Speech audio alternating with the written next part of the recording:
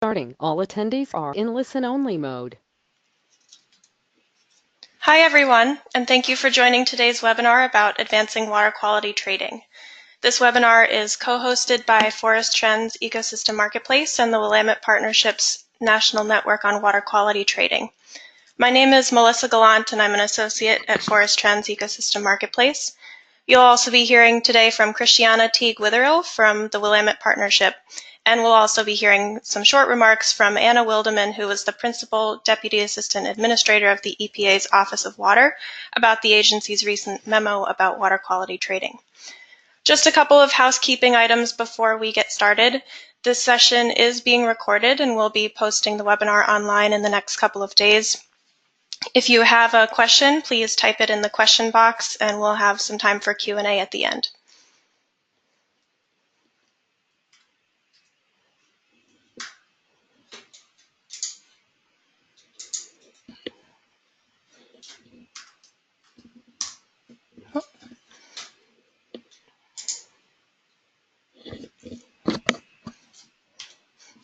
Sorry, having a little bit of technical difficulty here with the screen. Okay, here we go. Here is the agenda for what we're going to be talking about today. First of all, we'll have a couple minutes for introductions and housekeeping. Then I'll hand it over to Christiana, who will introduce Anna and give an introduction to the demand assessment and action agenda that the National Network recently published. Next, I'll be going through two pieces that Ecosystem Marketplace did in conjunction with the report, lessons learned on demand and mapping potential demand for water quality trading. And then Christiana will go through the results of the assessment and next steps. And then finally, we'll have some time for Q&A. So just some quick introductions. As I said, my name is Melissa Gallant and I'm an associate at Ecosystem Marketplace, which is an initiative of Forest Trends. We are a news and information source about ecosystem markets and innovative conservation finance. My work has been across carbon, water, and biodiversity markets, and I also focus on the mapping work that we do here at Ecosystem Marketplace. And I co-authored 2 sections of the report on water quality trading that I'll be talking about later. Christiana Teague-Witherill is the Willamette Partnership's Clean Water Project Manager. She's also been the lead on strategy development and facilitation for the National Network on Water Quality Trading, which is a network of public, private, and nonprofit organizations working to improve consistency, innovation, and integrity in water quality trading. So with that, I'll go ahead and hand it over to Christiana.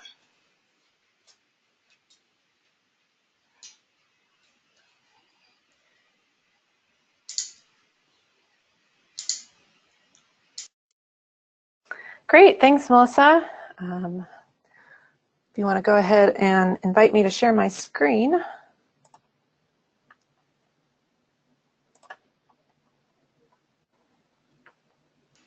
Great.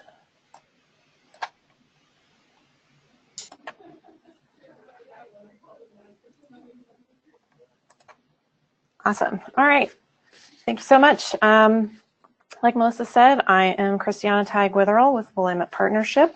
We are a nonprofit based out of Portland, Oregon, and we're working at the intersection of science, policy, and people to find ways to make investing in the environment a good business decision.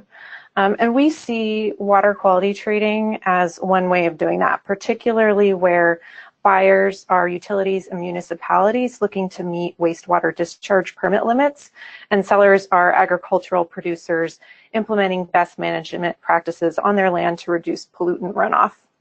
We have a long history of designing market-based programs to drive conservation and have worked on water quality trading at all levels, from tracking, accounting, and verifying credits here in Oregon to convening a national conversation on best practices. So that national conversation is the National Network on Water Quality Trading, which I coordinate through a cooperative agreement with USDA Natural Resources Conservation Service. And like Melissa said, the network was established as a national dialogue to discuss ways that water quality trading can best contribute to clean water goals, and that includes providing options and recommendations to improve consistency, innovation, and integrity in water quality trading. Our steering committee represents the diversity that's found in most emerging trading programs in the country, including agriculture, wastewater utilities, environmental groups, regulatory agencies, and the practitioners that are delivering trading programs. The network has been operating under the assumption that more buyers would join water quality trading markets if programs could get up and going more quickly and at a lower cost, and if the programs were consistent, legally defensible, and based on clear state policies. So for 5 years, the network and its participants addressed each of these barriers, publishing the comprehensive guide, Building a Water Quality Trading Program, Options and Considerations, developing templates for state-level policy, and hosting dialogues on program evaluation, market-based approaches to stormwater management, and engaging ag intermediaries. But demand for water quality trading just has not materialized the way that we thought it would. And that's not to say that there hasn't been a lot of really great work contributed to the field, because there has. It's just that water quality markets haven't taken off the way that the sector had envisioned a decade ago. And so based on feedback from the steering committee and other stakeholders, we identified this insufficient demand as the most significant barrier facing water quality trading. So throughout 2017 and 2018, we conducted research to understand what keeps utilities and other point source permittees from pursuing trading programs. And that's what you're going to hear about today. So first, I'm going to tell you about the over 50 stakeholder interviews we conducted to understand the barriers that keep trading programs from being successfully developed and implemented. And then I'll hand it back over to Melissa to guide you through a review of the lessons learned about demand drivers in other markets to understand how those lessons may apply to water quality trading, a spatial analysis of the demand drivers for water quality trading to evaluate the overall scale of demand nationwide and the specific areas where strong potential demand exists. And then I'll be back to tell you about a set of conceptual models we built to illustrate the processes and key actors that are involved in accepting or rejecting the use of water quality trading. And finally, what this assessment adds up to, a comprehensive action agenda, the products, processes, and initiatives that can address key barriers to increasing demand in existing markets and to launching new water quality trading programs. But before we launch into the content of the report, we're excited to welcome Anna Wildeman, the Principal Deputy Assistant Administrator for EPA's Office of Water, to tell us a little bit about the agency's recent memo on water quality trading. Anna, thank you for joining us.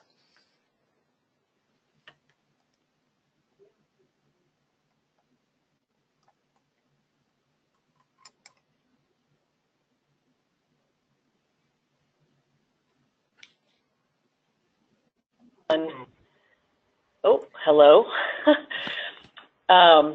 Thank you, Christiana. I think I was just unmuted, so I'm going to start again. Yes, please do. Okay. Wanted to thank you big picture to the partnership and to the network for all that you folks have done over the years to continue to try to move the ball forward on water quality trading.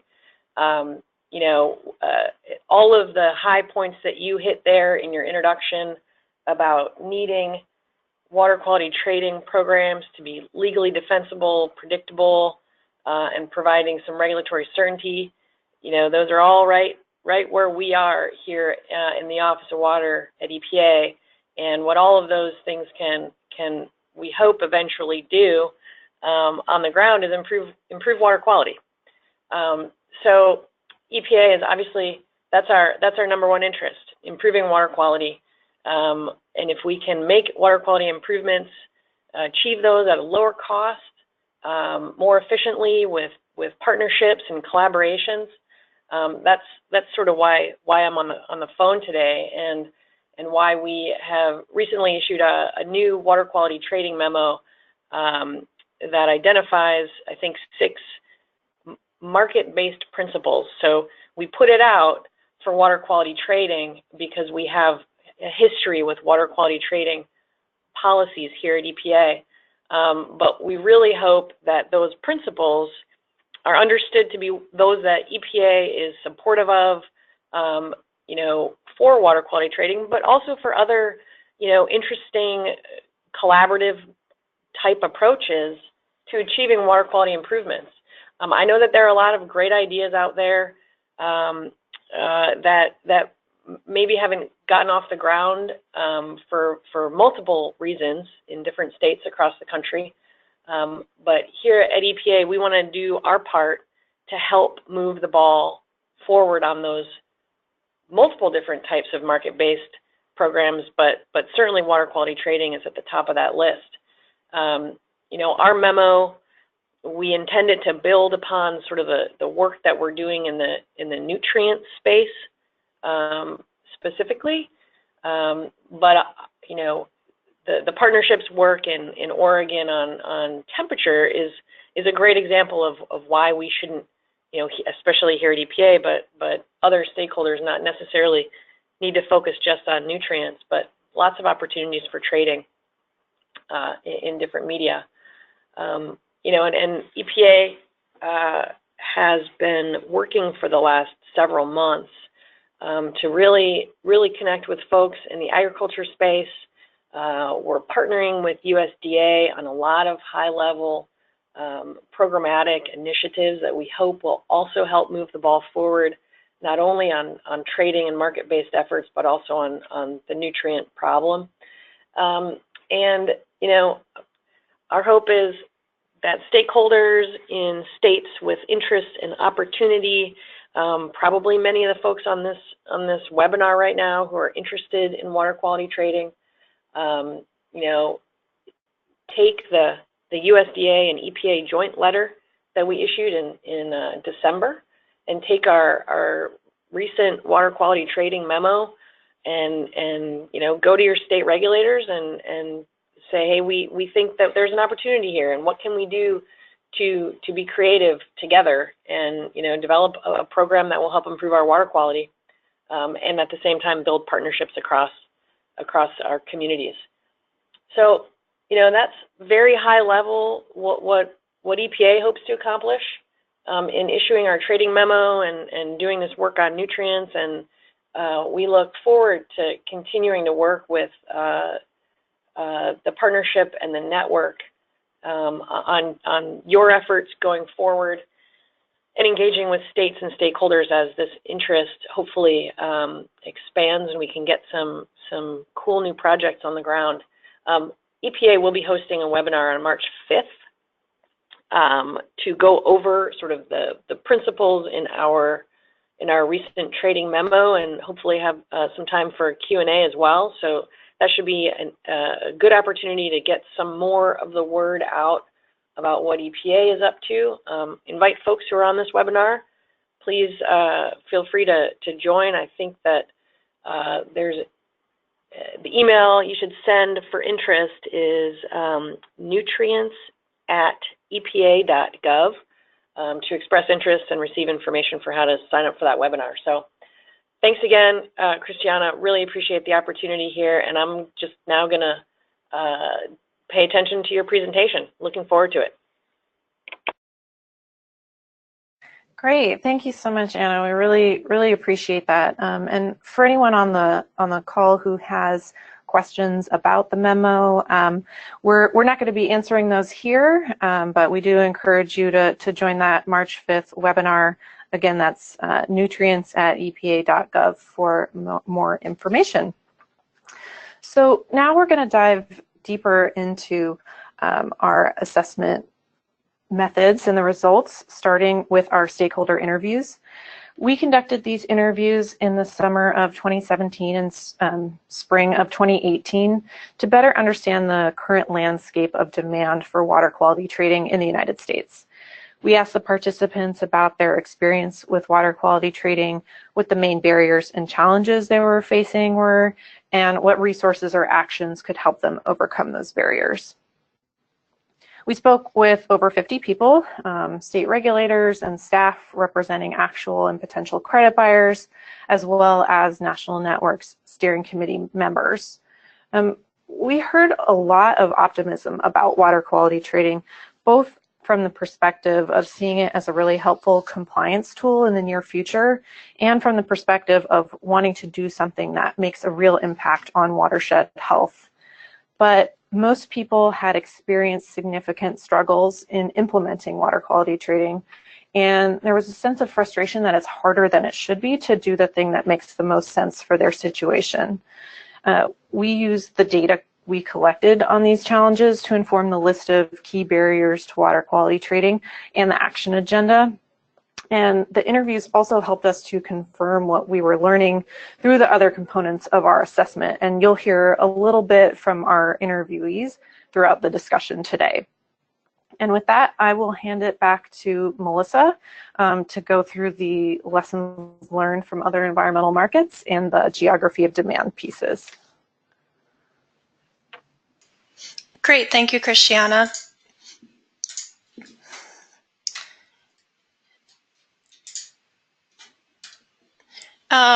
Okay, great. So as Christiana mentioned, today I'm going to be talking about two complementary mini reports that Ecosystem Marketplace did in conjunction with the demand assessment. Both are standalone products and are also summarized in the demand assessment. So first, I'll give an overview of our lessons learned report looking at demand dynamics of ecosystem markets in the US. Basically, our goal was to find out if there was anything that the water quality trading community could learn from other markets for ecosystem services. So for the report, we did a rapid review of what kind of economic and policy and institutional and market factors have either stimulated or inhibited demand in ecosystem markets. Then we consolidated those into a series of general lessons learned that can be applied to water quality trading markets. So we focused on 4 markets: voluntary and compliance carbon markets, markets for wetland and stream credits through mitigation banks or in lieu fee programs, and markets for species and habitat programs. We looked into the archives of Ecosystem Marketplace's own reporting and also external resources to map out what the major developments were in these markets, and then dug back into some of our old data sets to see if there were any corresponding quantitative changes in the market. So ultimately, our goal was to inform the action agenda on water quality trading. So with that in mind, we tried to focus on actual events instead of purely theoretical work. And we also tried to focus on lessons that would be applicable across different markets. Then we summarized our findings into a series of broad lessons. A few of the big ones are listed on the slide here. So we found that compliance demand tends to need 3 critical components: an environmental impact that needs to be mitigated, alternative approaches that are ineffective or overly complicated or expensive, and also clear regulatory signals that the market is reliable. Next, regulators are typically the ones responsible for designing and implementing the market, and hence make many of the decisions that affect demand. And then also, almost every market struggles with perceptions of risk, especially early on, and demand can largely depend on how that perception is mitigated or exacerbated. And then related to that, regulatory uncertainty can be tenacious. So for potential buyers and sellers, regulatory uncertainty is risky, and once the perception is there that participating in the market is risky, that perception can be hard to shake. And then finally, the cost of compliance is not the only consideration. Compliance buyers are also more likely to engage in trading that is predictable and simple. So this is just a very brief summary, kind of a Cliff Notes of the Cliff Notes version. The full report has other broad lessons along with case studies that they're based on, and also has applications for water quality trading specifically. If you're interested, you can find a summary of the demand in the demand assessment, or you can read the full report, which is on Forest Trends' website. And then I'm going to shift gears a little bit and talk about a different study that we did, where we used GIS to map potential for water quality demand in the United States. So the goal of this study was to use our understanding of what makes water quality trading markets work and use geospatial data to map out where in the US there might be demand for water quality trading. We did this study with funding from the USDA's Office of Environmental Markets and also working with the EPA's EnviroAtlas team. Just in case you're not familiar with it, EnviroAtlas is a web-based mapping platform with over 300 data sets about ecosystem services. It's easy to use and it's designed for people who don't have a background in GIS, but the layers are also downloadable, so there's the option to do more in-depth analysis if you prefer that. So this study was a use case for the environmental markets and other data sets on EnviroAtlas. So a number of the data sources that we used came from there. So as I said, in this use case, we worked with the national network along with getting input from their steering committee to design a suitability assessment to try to see where on a national scale water quality trading might work. So to do that, we first identified a series of demand drivers, things that are true where existing water quality trading programs are working and things that are true of our understanding of how trading works. We grouped those drivers into different submodels, biophysical, economic, and policy regulatory, and then we condensed them to create an overall score for demand potential. And we actually ended up doing two assessments, one for agriculture-based water quality trading and one for stormwater credit trading. So first I'll go through the agricultural model. Here is a list of the demand drivers. We also call them indicators that we identified by each submodel. And so as you can see here from in the biophysical submodel, we were looking at point sources within a watershed in terms of the number of point sources and their loads, and also if there were any that are discharging above their limits. We also looked at non-point source contributions, specifically edge of stream measurements of nutrient pollution, and then also where there's high % of agricultural land. For economic drivers, we looked at watersheds with major urban areas. We looked at projected population growth and where publicly owned treatment works had insufficient capacity. And finally, for the policy and regulatory drivers, we looked at 303D listed impaired waterways. We looked at where there is policy or regulation in place that supports water quality trading. And then we also looked at where there has been a history of water quality trades. So here are the results of the biophysical demand drivers submodel. The darker the green, the higher the score. And as you can see, the results kind of align pretty well with the places that have a lot of agriculture and also a lot of people. But it is kind of spread broadly across a lot of the US, especially the Midwest.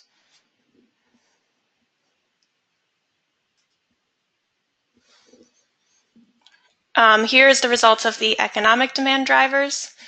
Again, the darker the color, the higher the score. And you can see that this submodel has higher scores in areas with high population, but is also pretty dispersed across the country.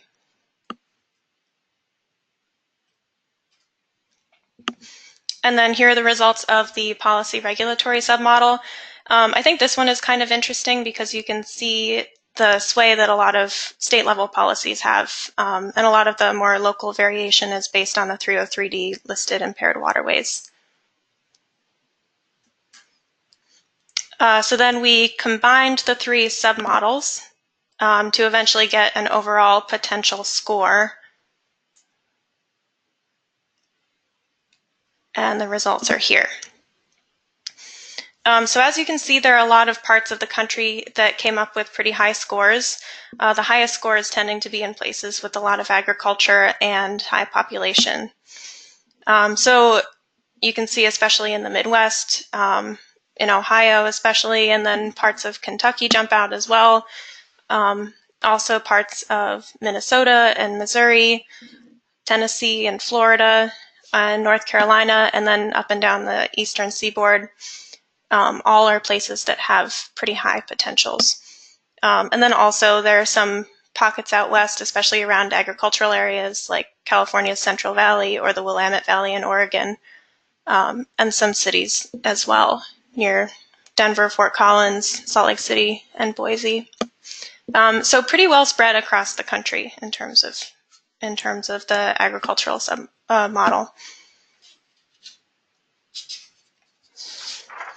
So I'm going to switch now to the stormwater credit trading model. Our general process was the same for the stormwater credit trading model, but with a few different indicators. The main differences are that we took out the agricultural model's non-point source indicators and added a couple of indicators about impervious surface area and added a layer of where there's stormwater discharge or MS4s in the watershed.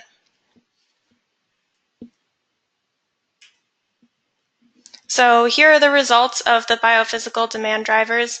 As you can see, this is much more focused on cities and urban areas. Lots of spots in the Northeast and Mid-Atlantic, Midwest and Southeast kind of pop up with high scores.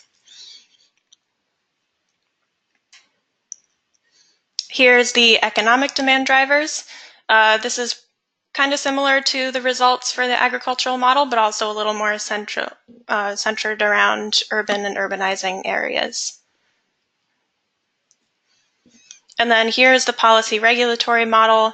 One of the main differences here is that there isn't much stormwater quality trading actually happened since DC has the only active program. And then also because it's a newer concept, there's not much of a history of trade, so it's a little more sparse than the results for agriculture. So again, we did the same thing. We combined the 3 submodels into an overall score, and these are the results. So again, as you can see here, they're much more focused on urban areas than the agriculture model, which is what we would expect to see. And a few areas that kind of stand out, the Northeast corridor, as well as several smaller cities in upstate New York, a few cities in Florida along the coast, and also along the Gulf Coast. And then several cities in the Midwest. Chicago kind of stands out there, several spots in Ohio, and then a handful of cities in the West as well.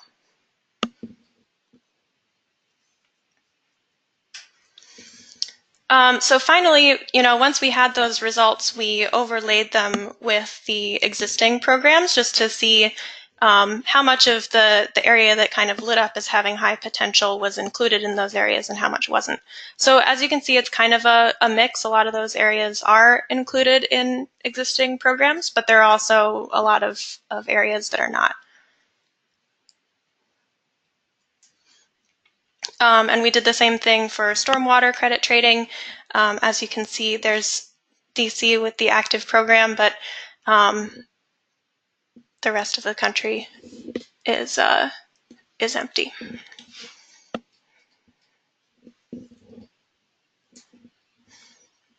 And here's a comparison between the two models. I think, just kind of taking a bit of a step back and looking at our approach, I think, of course, there are some limitations, especially because this is at a national scale. It doesn't incorporate local factors. And then there are also some kind of qualitative factors, things like where there are local organizations that can support and organize stakeholders, where local regulators have experience with the trading program. Those are the type of things that would be good to do kind of in the next stage of ground truthing where a program might work. That being said, I think the value of an approach like this is that it kind of forces us to make our assumptions about where water quality trading has worked and might work more explicit. So, it kind of forced us to outline what our thinking was and put it into quantitative terms. And also, I think, looking at a broad scale can be a good place to start.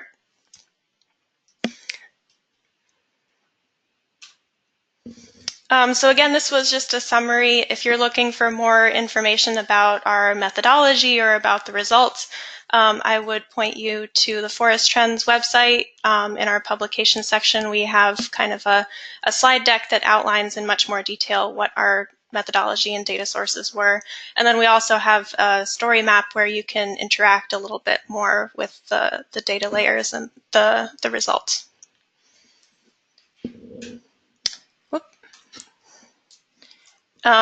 So with that, I'm going to pass it back over to Christiana.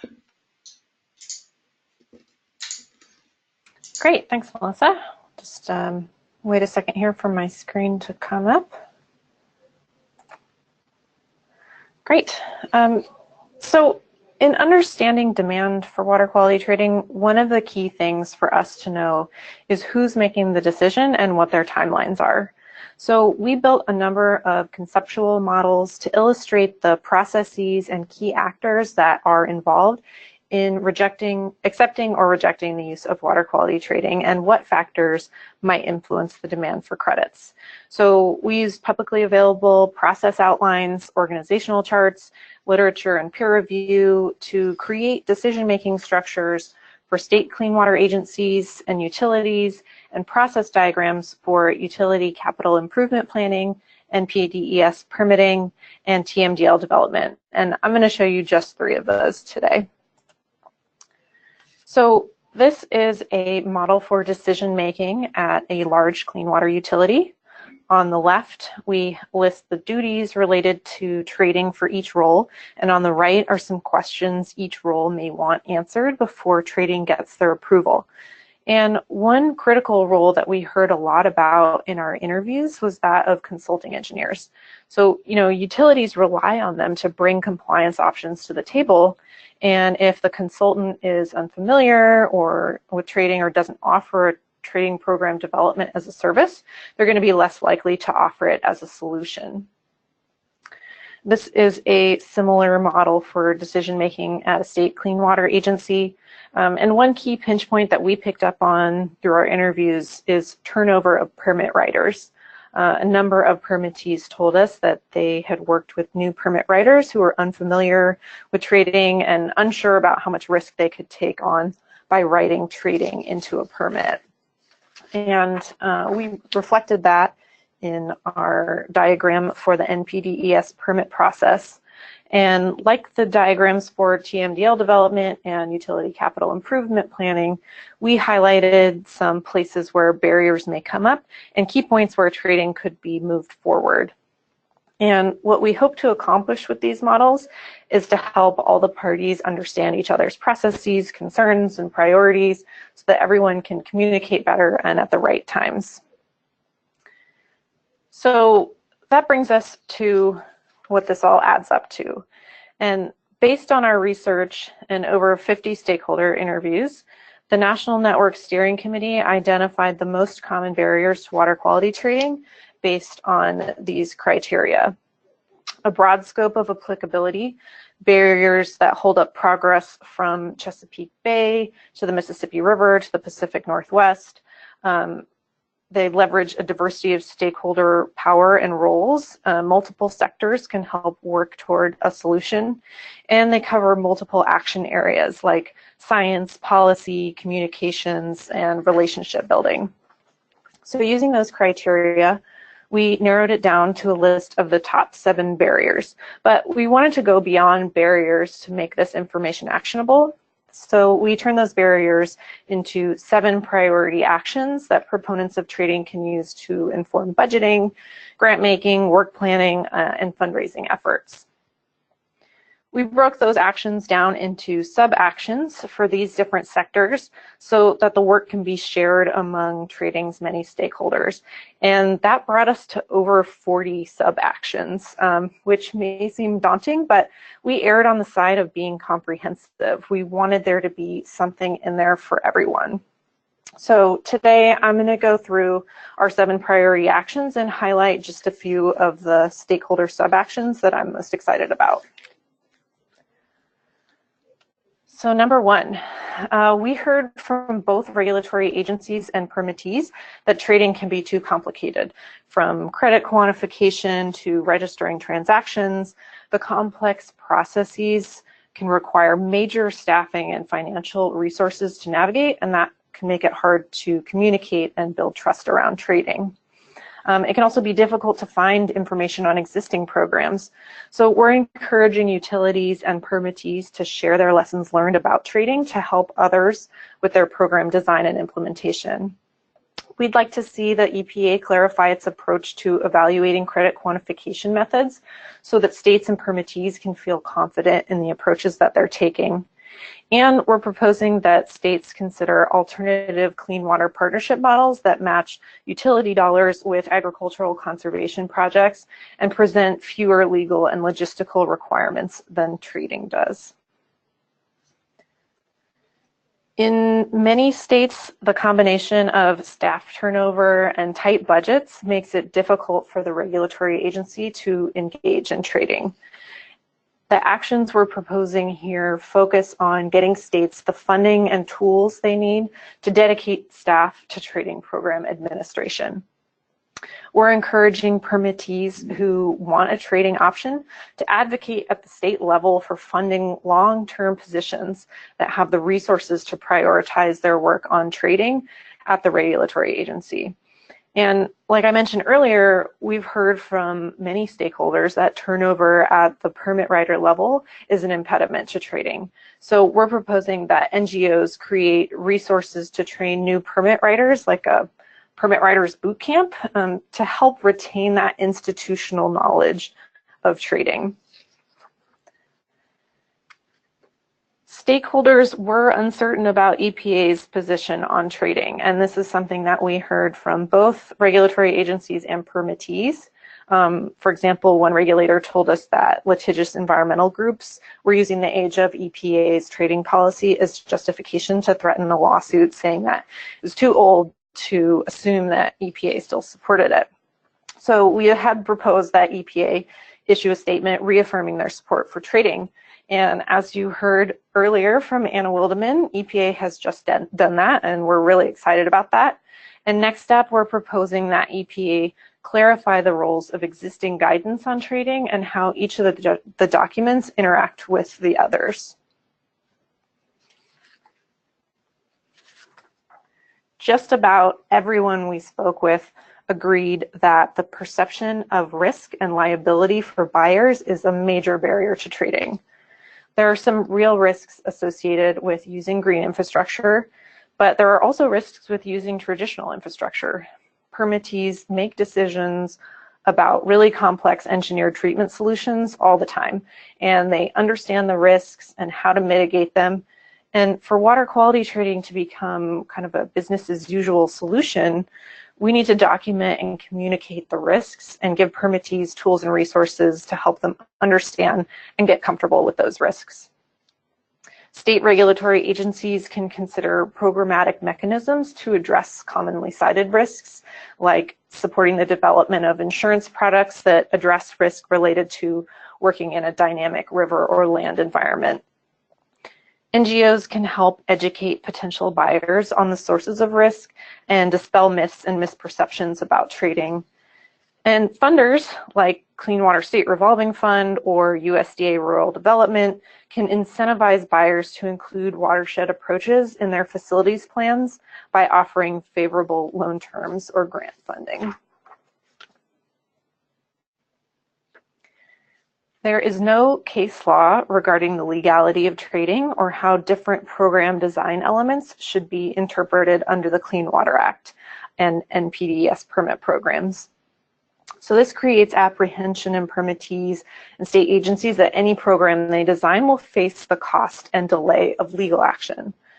So documenting and communicating where there are risks of litigation and possible responses to those risks could help regulators and permittees build stronger, more defensible programs. We're also proposing expanding the options for addressing, watershed approaches to include trading-like mechanisms, other types of ag utility partnerships that improve water quality by investing infrastructure dollars in resource conservation outside of the permit context. There is no guidance on stormwater trading for MS4 permittees, and just a handful of examples to look toward. Like Melissa mentioned, Washington, D.C.'s Department of Energy and Environment is a trailblazer in stormwater trading, and they've been really transparent about how their program was developed, what it cost, and how it's working, but they're just one utility, and it's hard to apply that story to different watersheds and different permits. Guidance typically comes from multiple experiences and considerations, but without other examples, it's difficult to create that guidance. And without guidance, there won't be many more examples. So, we're in a bit of a catch-22 right now, but that's just because stormwater trading is still relatively new. And as interest in stormwater trading picks up, we're proposing that guidance be developed to explain how MS4 trading works for different types of trading-like programs. And we think a policy statement from EPA on stormwater trading could help build momentum for these types of programs. And they recently held a webinar on financing stormwater improvements through crediting and pay-for-performance mechanisms, so we know that this is on their radar. And finally, we'd like to see more investment in stakeholder relationships and trust. Relationships are the foundation of any successful trading program. It requires a coalition of unlikely allies that, in many cases, they aren't connected or they have a history of negative interactions. And to build trust, we're encouraging funders to provide small startup grants to help stakeholders form new partnerships to be able to actually get to the table. And we're proposing that permittees who are interested in trading map out the critical relationships that they need to support trading in their watershed and use specific messages tailored to those audiences to address their concerns and priorities. And finally, we're proposing that everyone reframe how we talk about water quality trading.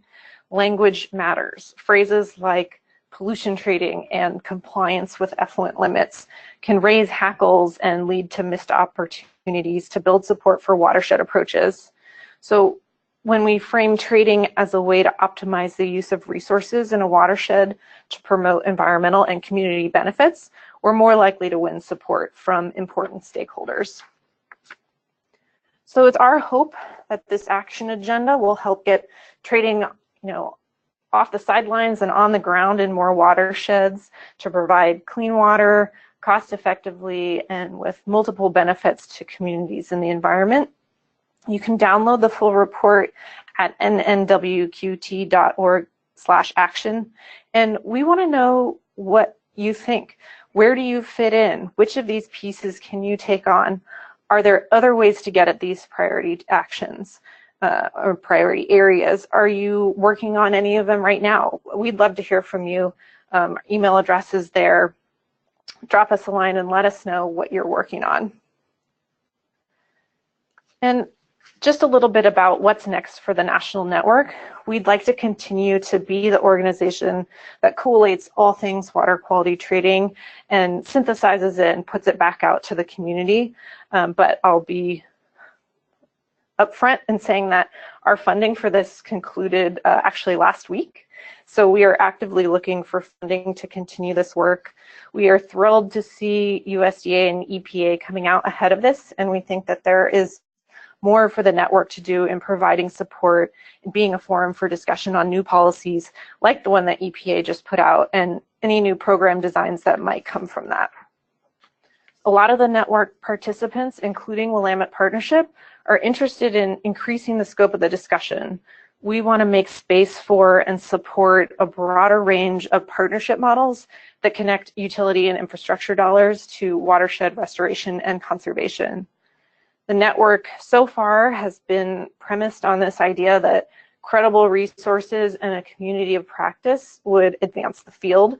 And we want to continue that work and add to that a value for communications and potentially the need to map out and describe or define different types of partnerships and how they can learn from each other. So thank you. We're really excited about this action agenda and really appreciate you being here to learn about it. And with that, I think we are ready for questions. Great. Yeah, so this is great. Thanks everyone for sending in your questions and please keep them coming. We have a couple good ones to get started on. I guess, Christiana, this is probably a good one for you. Why the focus on demand? The question says, why does the focus of the partnership's efforts continue to be on demand for municipal wastewater when it's clear that the sector has adequate capacity for years to come? In Virginia, the market has shifted to water quality impacts from developed lands. We now have over 120 approved nutrient offset banks and thousands of transactions have occurred valued in excess of 60 million. That's a great question. And, through our research, we're seeing more and more that stormwater trading is really at the forefront of what's going on with water quality trading and crediting, and that's certainly, you know, something that we have nibbled around the edges of and would like to get into further. I think for this assessment, we were really looking at that, you know, kind of traditional definition of water quality trading and trying to figure out just why, you know, it had stalled and we weren't seeing a lot of progress with the, you know, traditional definition of the utility or municipality purchasing those non-point source credits. Cool. And then kind of a related one too, yeah, if you have anything to add about supply side issues like landowners who might be unwilling to participate because it exposes them to liability, any kind of response to that? Yeah, that's certainly a barrier and a challenge. And I think, you know, for this assessment, we were focusing on the demand side because without demand for non-point source credits, the supply, you know, would just sit there. And so kind of figuring out how to unlock that demand piece before focusing on like how to get bigger supply. If we kind of, it was an order of operations. Mm-hmm. Yeah, and then kind of related to that as well, have you looked into demand outside of permits? So what kind of other policies, I guess, you know, I think there's a lot of programs that kind of incorporate trading in a different kind of way, but have you looked at all into those kind of programs? We have just scratched the surface of that, and I think, you know, I mentioned a couple of times, quote, other types of ag utility partnerships, something that we're really interested in. And so an example of that would be Wisconsin's adaptive management, capital A, capital M program that's addressing, you know, the same water quality concerns sort of outside of that NPDES permit context. And, you know, we really want to understand what other options are out there, and that's definitely one place we'd like to take our work next. Great. And then we also have someone kind of weighing in saying landowners have shown to be ready, willing, and able to create these practices in Virginia. Agree that demand is needed, more importantly. So definitely lots happening on both sides. There are also a couple questions asking about links, and yeah, we'll definitely be sharing links to all the reports that we're talking about along with the EPA memo as well. We can send all that in a follow-up message to everyone who's here.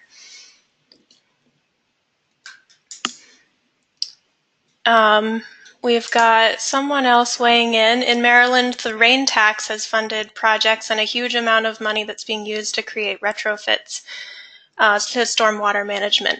They only want to trade as a last resort. Anything to add to that, Christiana?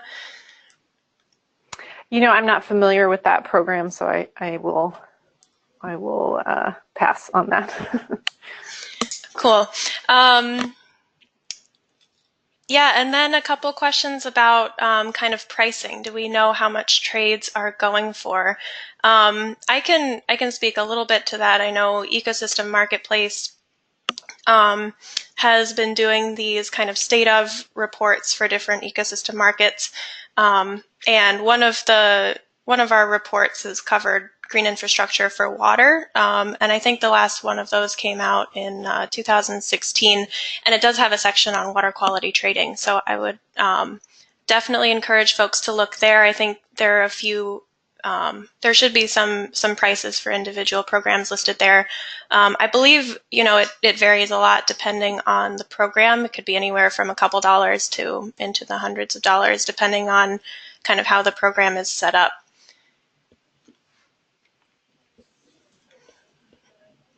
Christiane, do you want to add anything on that point? No, this research our portion didn't look into pricing, but I know that there are other efforts underway currently that are looking at that. I believe some USDA Office of Environmental Markets funded research out of UNC Chapel Hill is going to be looking into that. Great. And then we have another one. You spoke of needing to ensure the trading program is legally defensible in light of the Clean Water Act and its implementing regulations. Excuse me. How do you ensure that defensibility in those situations where a TMDL is in place in the watershed, especially if you design the program in a way that tries to allow non-point sources to trade more than the margin, that amount over and above what the TMDL sets as the reductions required of non-point sources? I will admit that I am not an expert on the Clean Water Act, and so I don't want to dispense any legal advice here, but you know, there are others on the National Network Steering Committee who may have more to say on that, and we can certainly check in with them to get some insight on that and get back to you via email. Great, yeah, I'll second that. I'm certainly not a Clean Water Act expert, but we'll follow up. A couple folks kind of going back to the pricing thing. It looks like perpetual phosphorus credits in Virginia are selling for $12,000 to $25,000 per pound. So thanks for sharing that. And here's a question. Is there a specific place where I can get in touch with other trading programs that are operational? That is a great question, and I don't think that currently exists. You know, that is one thing we would like to build out going forward with the national network. So, you know, if you're interested in something like that, definitely we can take your name down and you know, figure out how to connect you with folks that are working on water quality trading elsewhere. Thank you. Yeah, and I guess we've got a question here about some of the maps, so I'll do that. Someone mentioned that it looks like there are a lot of differences in how states provide information about their 303D listings, and that could explain some of the differences in the maps. That is absolutely true, and that was definitely, you know, I think one of the things that we found a lot as we were making the maps is just kind of the quality of the data depends a lot on, of course, you know, where it's coming from and who's providing it. And so one of the things with those state by state kind of issues is that not all states are reporting it at the same level. So yeah, I think, you know, you could see that Ohio kind of lit up, and that was one example where we certainly saw that the differences in reporting definitely having an impact on the results there. Someone says that Aqua can help assist in helping folks connect with other trading programs. That's great. And that's the Association of Clean Water Administrators. And I just also want to mention, it looks like Anna Wildeman chatted us to say that EPA is working on a website that will have resources, case studies, and success stories for trading and other market-based programs. It's in development now, and they're hoping to launch it later this year. Great. Another question here, have there been any efforts to create a national market data infrastructure on quantities and pricing? That's talking about the ecosystem marketplace reports, and I'm happy to say that is definitely happening. We actually, there are a number of layers that Ecosystem Marketplace has contributed to the EnviroAtlas platform that I mentioned in my section. we actually are in the process of loading a new updated series of geospatial data on environmental markets. And one of the things that we've added now is market activity information, which includes quantities in terms of both the quantity of credits that's been issued and retired, and then also transacted and pricing data wherever it is available. So hopefully that will be online in the next couple of weeks. But yeah, I would say keep an eye on EnviroAtlas, and yeah, it'll be available there.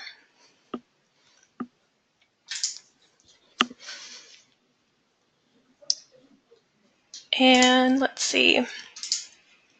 We have another question here, or kind of a comment. Somewhat surprised that pay the polluter wasn't ID'd as an obstacle. In our experience with municipalities in general, or with municipals in general, their policy supports trading with language opposing paying polluters, ag sources. We have a solution via whole farm water quality certification to earn credit eligibility, but without an overall stewardship threshold, trading is a non-starter with municipalities here. Christiana, any kind of response to that? Just thank you for that comment. I know, one of the things that we mentioned was the stakeholder relationships and trust piece is really important. So, making sure that utilities and the agricultural sector can come together and work towards clean water objectives. Certainly that often includes getting past some historical negative interactions.